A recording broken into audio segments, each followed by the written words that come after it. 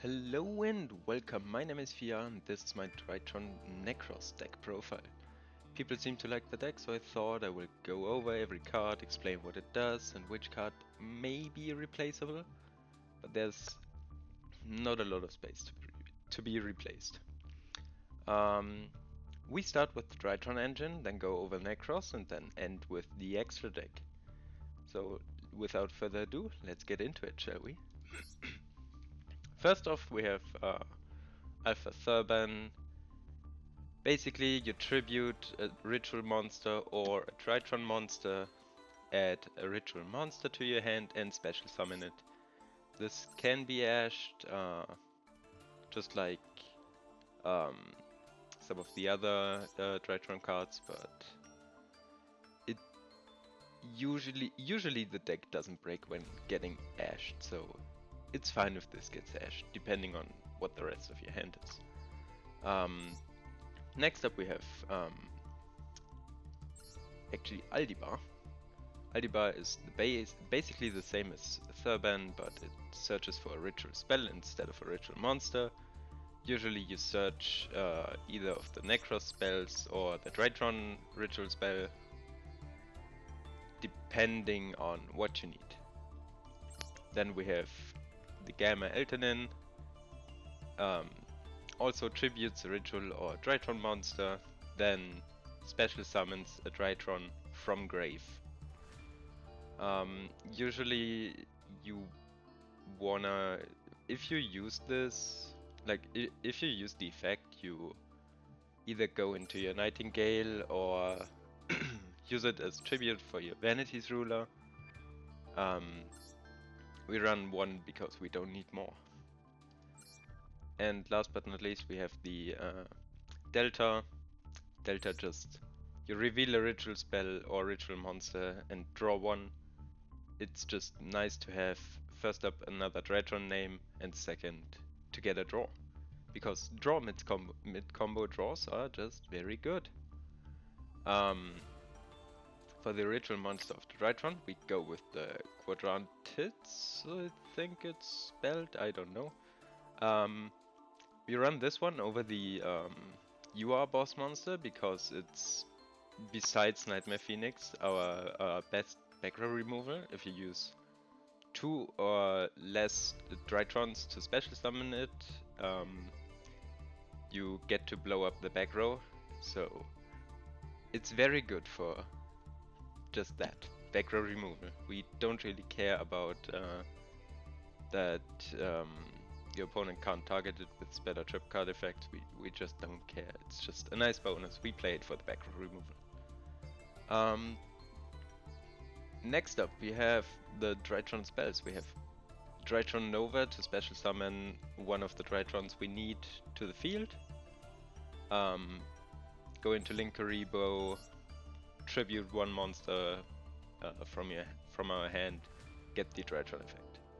That's basically what Nova does. Sometimes if you feel like you're playing against Numeron, you can just go for Drytron Nova. Don't do anything if you don't really have a good hand to follow up. And just let the Drytron die, so you don't have a body on field for them to kaiju and not to OTK you. The last Drytron spell is the Drytron Fafnir. The Fafnir searches for your Nova, which is cool, but mainly we play it because of the effect of the activations, and activated effects of ritual spell cards cannot be negated. So that means your Mirror, Kaleidoscope, Cycle, and Meteonas can't be negated, which is very, very good. Trust me, it's just very good. And last but not least, we have the Meteonas Drytron. Usually it just summons Benten to tribute Benten again. Since we only run one Benten, you can get Benten effect off like 3 times, and we only need 3 times because we only run 3 targets. So most of the time you summon Benten with it. In late game you can also go for any of the Nekroz cards, and sometimes if you really want to get the back row gone, you go for the Drytron-Nekroz. Then we have a small Cyber Angel package in form of Benten and Ederten. Both have a tribute effect, so either Benten, who is, if you tribute it, you can search either the Marju, the Artifact Lancier, or the Vanity's Ruler, depending on what you need. You go for Marju if you need follow-up, you go Lancier usually last if you, or first if you feel like you need it next turn anyway. And Vanity's Ruler is just a very strong floodgate, which the deck kinda needs, because you don't set up like a huge board of negates, or rather not a huge board of very flexible negates, since the best you have is Unicorn with negating all special summoned extra deck monsters on the field,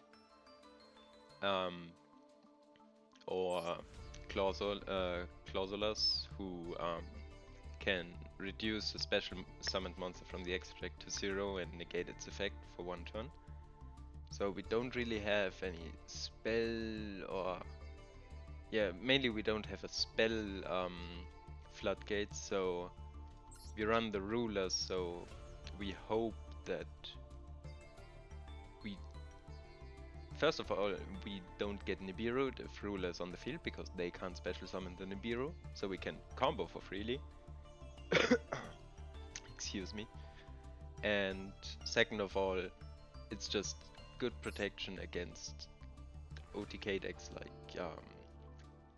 like the Numerons, which need to kaiju you and need to special summon on the field. And if you have Vanity's Ruler and Unicorn on the field, then even if they remove the ruler, the Unicorn still negates the Numeron gate effects. So that's basically the way we want to set up our board.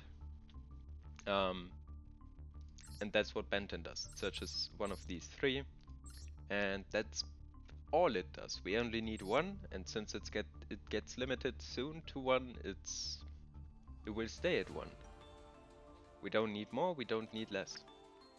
And then we have Ederten. Ederten, when summoned, searches, or rather adds a ritual spell from deck or the graveyard to your hand. Doesn't come up often, but in the late game it can be very important to either add back the mirror or the cycle. Mirror if you summon something from hand, and cycle if you went through most of your Nekroz cards and need to special summon from the graveyard.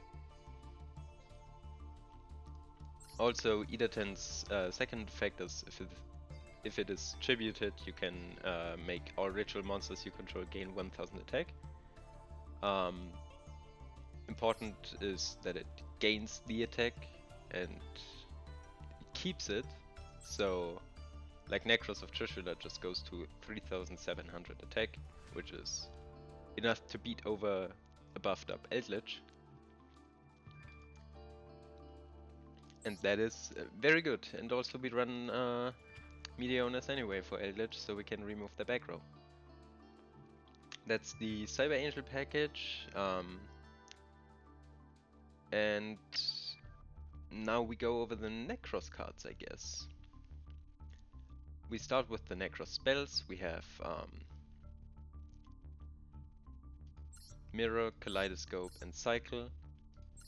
Nekroz Mirror special summons one Nekroz card from your hand, and you can use any Nekroz cards from the graveyard as material for the ritual summon, which is very important because later we look at Shurit and look at his effect, and his summon, his tribute for the effect is not once per turn, so that's very good. Kaleidoscope summons any number of ritual monsters, any number of Nekroz ritual monsters from your hand by sending monsters from your extra deck, from your hand or field to the graveyard. Most of the time you use it to just summon the Unicorn and dump either Arclight or Entis to either back row removal, front row removal, or search for Benten, search for Meteor's Drytron, search for one of the other Nekroz ritual spells. And that's basically what we use Kaleidoscope for. You usually use 1, maybe 2 Kaleidoscopes per game. Your best ritual spell is probably the Nekroz Cycle, which summons 1 Nekroz monster from your grave or hand on the field. And you need to tribute monsters from your hand or field for it.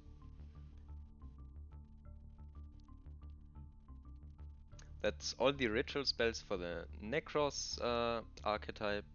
So we go into the Nekroz monsters next.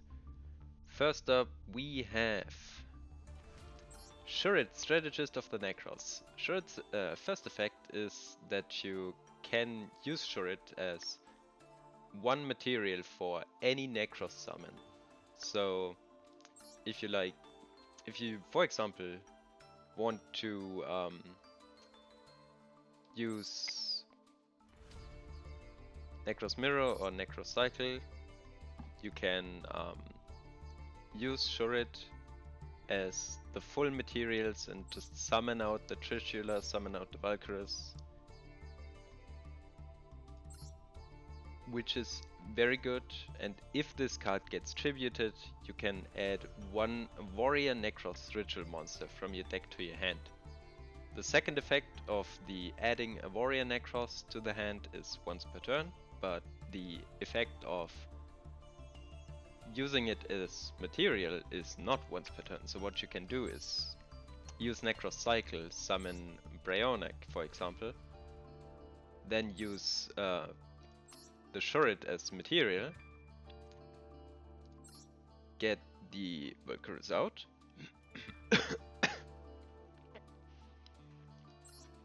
and then you use the Nekroz Mirror to banish the Shurit to go into your Nekroz Trishula. Or the other way around, depending on what you need. You can use the cycle to summon the Trishula from grave and use the Nekroz Mirror to summon the Valkyries from hand. Doesn't really matter in what order and comes up sometimes. Shurit is just very flexible in that regard. The next ritual monster we're gonna talk about is Clausolus. So first of all, every ritual monster of Nekroz has 2 different effects, 1 discard effect, 1 on-field effect. Its discard effect is that it searches for any Nekroz spell or trap. Usually we add either Kaleidoscope, Cycle or Mirror, depending on what you need. And its on-field effect is that you can target 1 monster special summoned from the extra deck. It gets its attack becomes 0 and that target's effects are negated. It's a quick effect and I believe it's even during the damage step, so it's a very strong effect. But mainly you use Clausolus to just search your ritual spell, and in some fringe cases you use the Kaleidoscopes and you're level 12 and then you summon Nekroz Trishula and Nekroz Clausolus. Then you have a hand loop, field loop and graveyard banish, plus a monster negate and set attack to 0.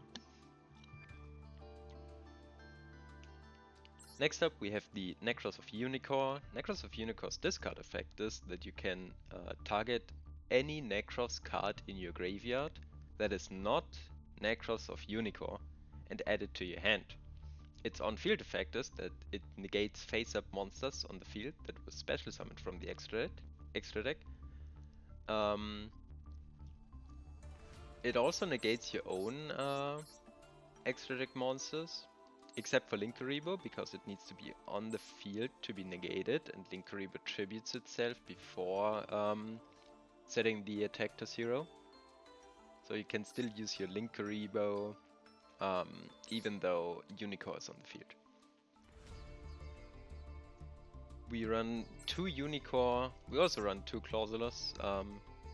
I would say Unicorn can be cut to 1. I don't think you should cut it to 1 because it still can recycle your Kaleidoscope cycle or mirror. I prefer it at 2 because most of the time I summon one and have the other one in hand in case I need to recycle something. Especially the Clausulus can be recycled very well, the Bryonic will be recycled very well.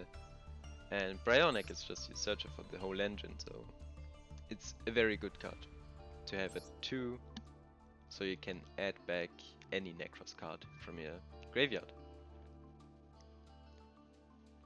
And speaking of Bryonic, let's go over Bryonic next. Bryonic's discard effect is you can add any Nekroz monster from your deck to your hand by discarding Bryonic.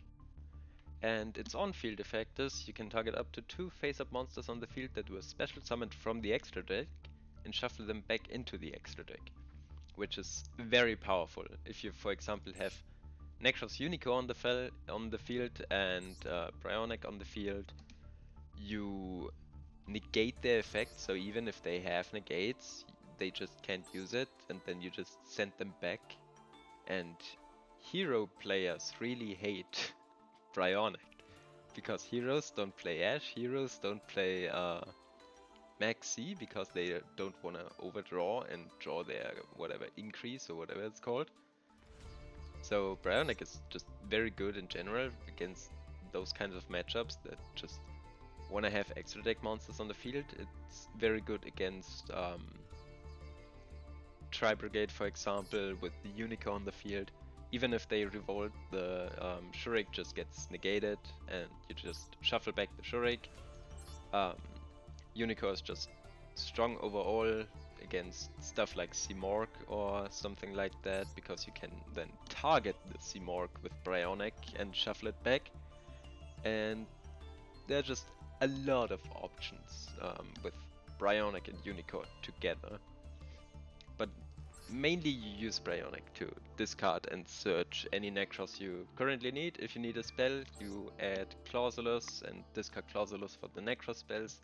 If you need a specific monster, you either add Unicorn, Trishula or Valkyrus, but usually Valkyrus gets added with the Arclight if you don't add Benten with the Arclight, in case you have Benten already in hand. The last 2 Nekroz cards are a bit more special than the others. You have Valkyrus and Trishula. First up we go over Valkyrus. Valkyrus has the effect that it cannot be summoned by using any level 8 monster only. That means you can't send a level 8 extra deck monster with Kaleidoscope and then only summon the Valkyrus. That is very important. You need to summon Valkyrus with either Mirror or Nekroz Cycle. And if you summon it, you usually use the Shurit as the full material, get your search, and then its on-field effect is if it's on the field, you can tribute up to 2 monsters from your hand or field, and then draw the same amount of cards tributed.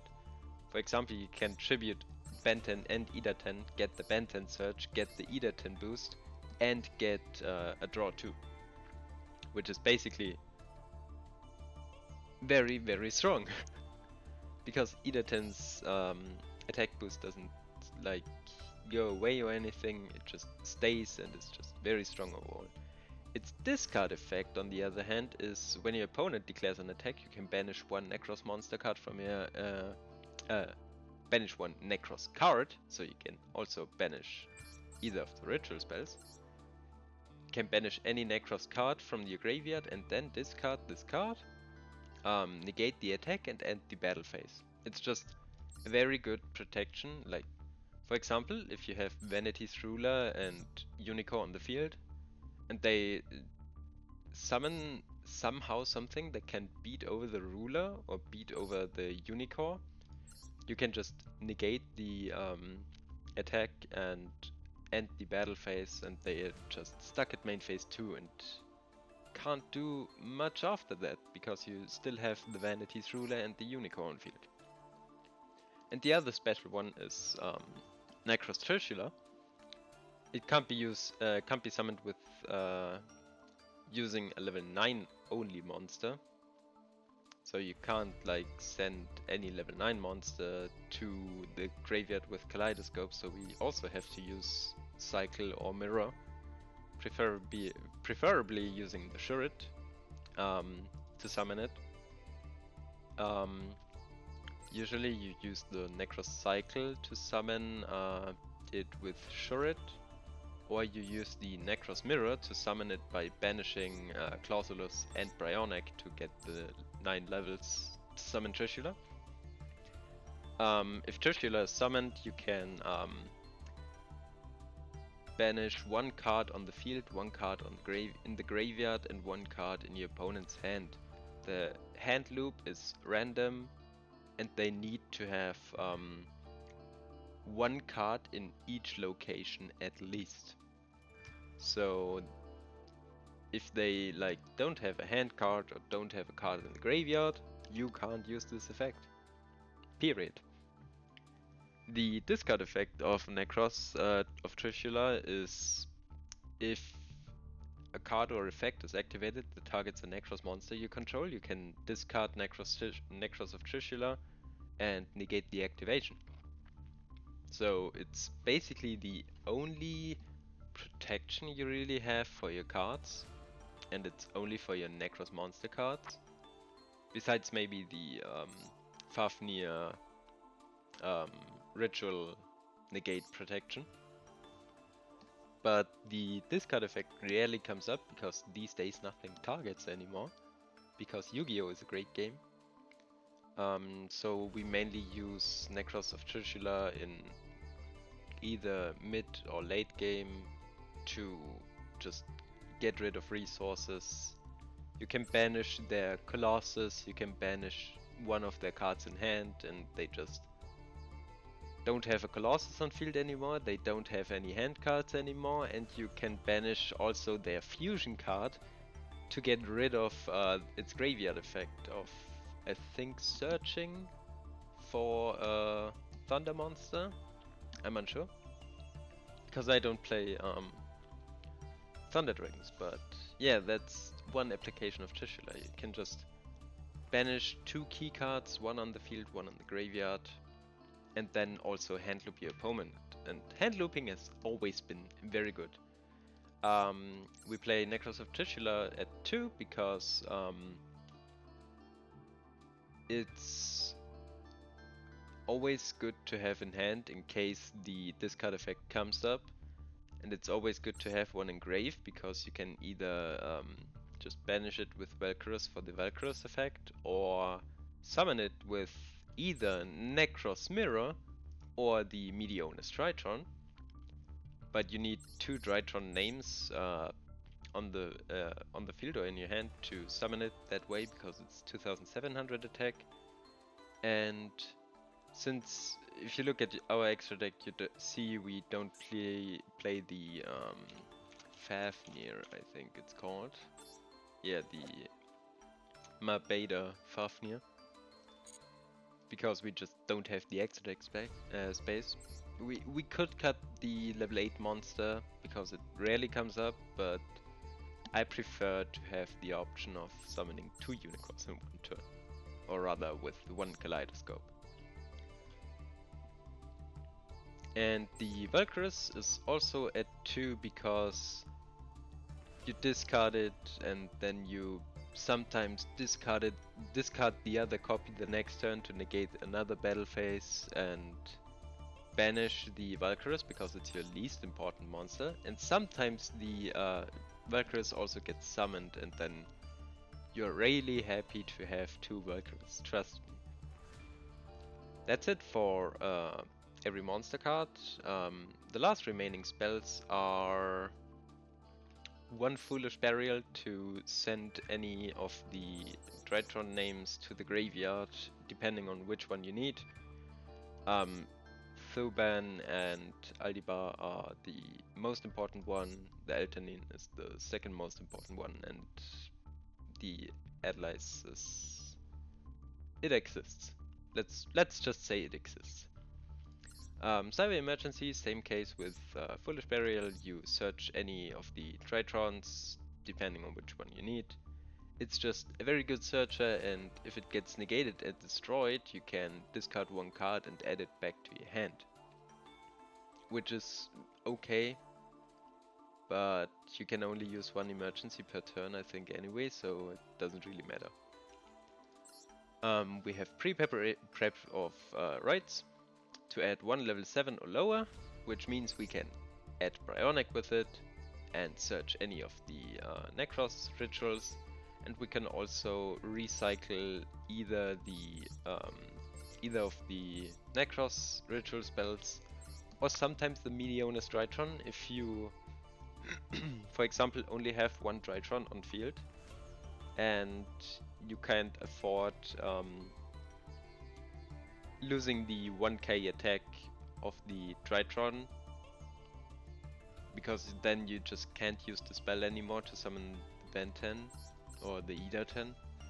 So you can add it back with not pre-prep, just prep, and summon your Ben 10 because you didn't drop your Thurban or whatever to 1000 attack. And the last card we're gonna talk about is Called by the Grave. We can run 2, we can run 1. It exists against Maxi because this deck doesn't play very well through Maxi. It's just the way it is. We can't do much against Maxi, so we run the Called by. For the Maxi, we don't really care about Ash, just in some very fringe cases where they actually Ash the Ben 10. But even if they Ash the Ben 10, it doesn't matter because we just summon back the Ben 10 and cycle through more attributes of Ben 10. So we have the one Called by, maybe you can run 2, but we already at 42 cards, which is very, very depressing. And 43 doesn't make the deck more consistent. So we run one Called by. And for the extra deck, we have, first of all, we have the targets for Kaleidoscope. We have Tis or Herald of Arclight to summon the Unicorn, either to get any kind of removal or to search for any ritual spell or monster. We have a level 7, we have a level 8, we have a level 10, a level 11, and a level 12. Level 12 for Trishula plus Clausulus, level 11 for Bryonic and actually not Bryonic, for the Valkyrus and the Unicorn, not the Unicorn, the Clausulus. But like some of these just never come up. Like the level 8 and the level 7 never came up for me so far, and I've been playing this deck for about half a month now. So mostly it's either level 12 or level 11 that gets sent.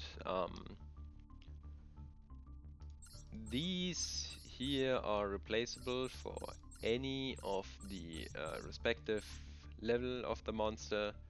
These two aren't really replaceable. Those are the Kaleidoscope targets. Now we get into the Xyz line. We have Nightingale because Nightingale can be made off of one gamma effect. So we make a Nightingale, attack twice, go into Donut, go into Zeus, and have a 4-mat Zeus.